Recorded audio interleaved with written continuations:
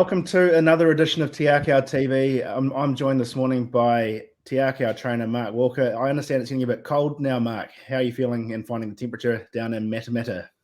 Yeah, she was 5 degrees this morning, Hamish. So, yeah, we felt it a bit this morning, but going to be a beautiful day, though.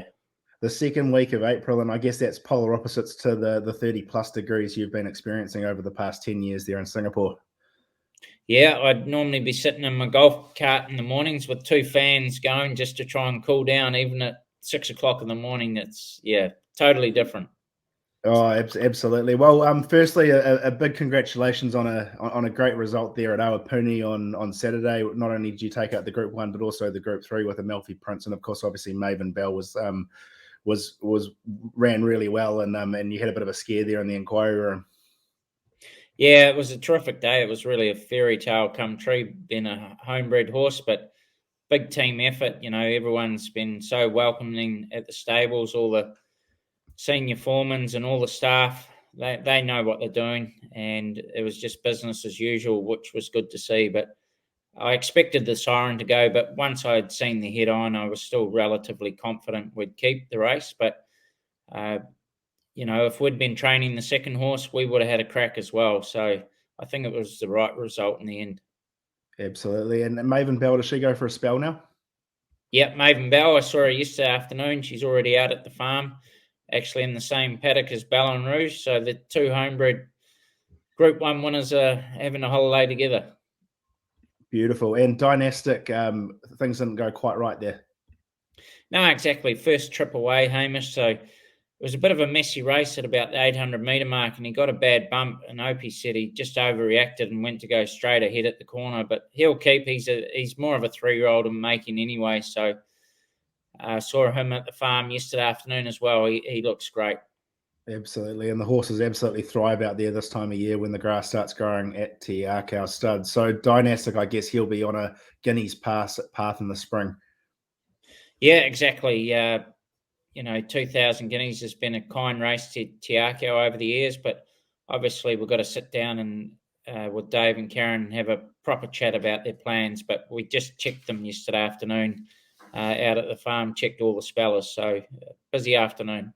Great. And I guess the next winner of the day, Amalfi Prince, another great run, and I thought he was quite impressive.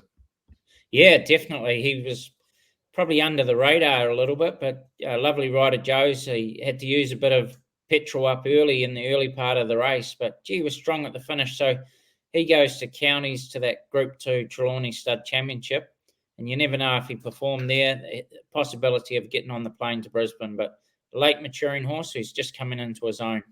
Great. And on the bubbles, didn't quite see the trip out. No, I put the kiss of death on him, didn't I? The bet of the day. So, but listen, he won a good race. He was well ridden, but just didn't quite see the distance. Great. And you mentioned those flights to Brisbane. I think there's a couple booked there on the 29th with Sort of State and On-Trivier. And we see those 2 horses go around a pretty impressive group trial there at Rotorua on Saturday. Yeah, exactly. So they put on a group trial before the first race at Rotorua. So they'll trial there and trial again at Taupo on the 26th. And then all going well, they'll get on the plane to the warmer weather in Brisbane on the 29th of April. So, yeah, looking forward to seeing how they trial on the weekend. Have you set the races for either of those 2 horses in Brisbane at this stage, or are you waiting to see? We've penciled in some races. There's plenty of options there, Hamish, but we'll just trial them a couple of times first and just have a team talk and firm up plans after that. Good as gold. And I guess the other big news coming out of the week was the change in track ratings. Can you give a quick summary of that for the viewers out there? Yeah, well, basically they've followed the same system as Australia. I wish they'd change also the whip rules as well at the same time. It seems a bit silly that we're on the same track ratings and our whip rules are different to the Aussies. But anyway, one step at a time, Hamish. I think it sounds like it's all to do with generating more turnover for the industry, aligning the rating system over there so the Australian punters can have, I guess, more consistency. So hopefully that all works out and it's an easy transition across. So I guess quickly we're going to have a quick look at our yearling of the week, which this week is a knot of Not a Single Doubt filly. And can you give us a bit of a summary about Not a Single Doubt as a stallion, Mark? Yeah, well, Not a Single Doubt's been an incredible stallion over the years, and statistically, at the Magic Millions, he sold 12 for an average of 575,000, and just recently, earlier this week at Easter, he had 8 yearlings sell at an average of 637,000. So this filly was terrific value, and if ever you saw a horse that's an early maturing, get up and go type, this filly is exactly a horse for the Cracker Million. So very mature, very precocious, and they're not making any more of these because he's retired from stud duties. So I thought she was terrific value when you compare her to the average at Easter, English, and Magic Millions. So if you want a bit of fun and you're not going to have to wait long, I'd grab a share in this filly. Of course, she's out of a More Than Ready mare that was then in turn out of an Encosta de Lago mare, and that cross obviously proved some success on the race course. And I do note that some of the good ones at Not a Single Doubt have left horses like the Mighty Boss, Miracles of Life, all that beautiful bay color as well, aren't they, Mark?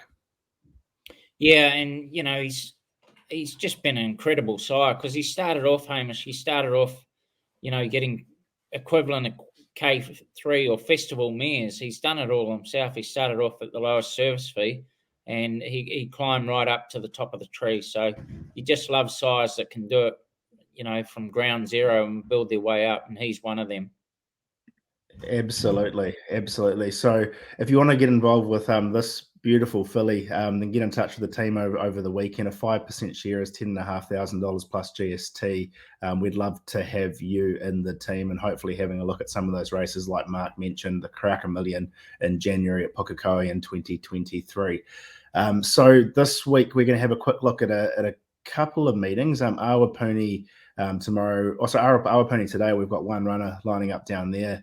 Riccarton Park, you've snuck one under the radar down there. We'll have a quick look at that runner, and then there's a few horses lining up there at Rotorua. So we'll kick off today at Awapuni in race 4, the Higgins Concrete 1200, rating 74 benchmark. We've got Highborn drawn barrier 7 for Windsor Park Stud there with Joe Cameron on board claiming 1 kilo.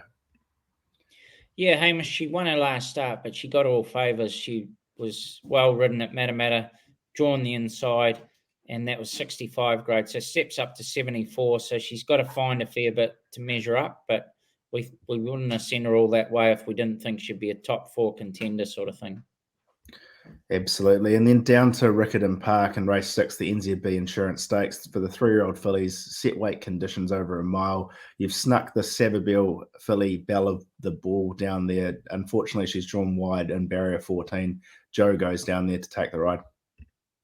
Yeah, exactly. Any black type with 3-year-old fillies is worth a lot to them, especially if they buy Savabeel. But the draw's a bit of a hiccup there. But anyway, Joe's in great form, so Riccarton, the rail in true position, they still get their chance, but we just need that little bit of luck to squeeze in somewhere. But she should have won her last start, certainly beaten. So a maiden up against horses that have won races, but we think she's worth a crack, especially for that black type.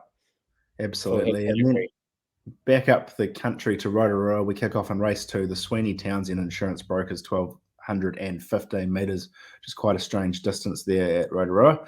We've got the Horse by Extravagant Hero Worship, drawn barrier 16 with Opie Boston on board.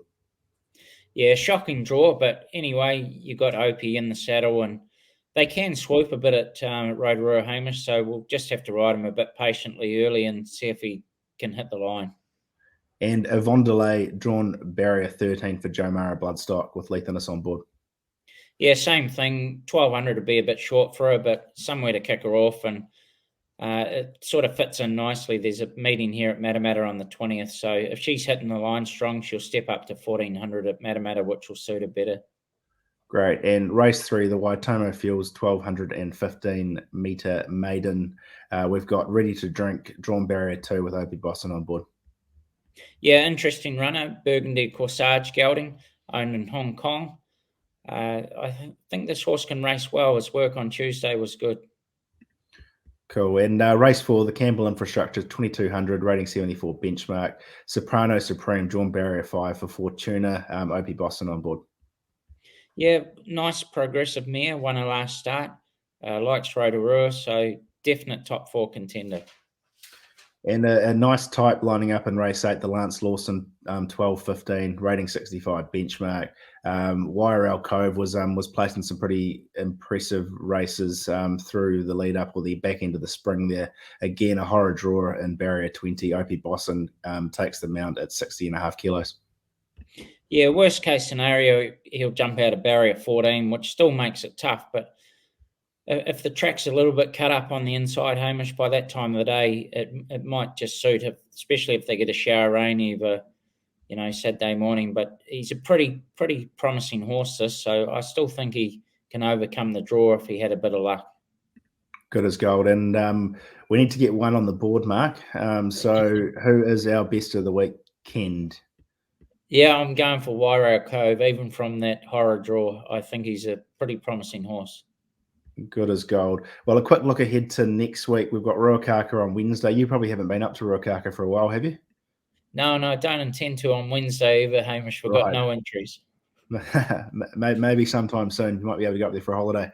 And then Otaki, we've got Otaki on Thursday, and before we cross across the Group 1 day at Te Rapa on Saturday, I understand we might see Imperatriz and the Thoroughbred Breeders.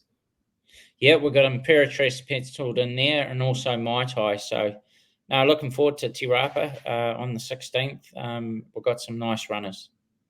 Absolutely. Well, we'll catch you again next week, and good luck for another good weekend of racing.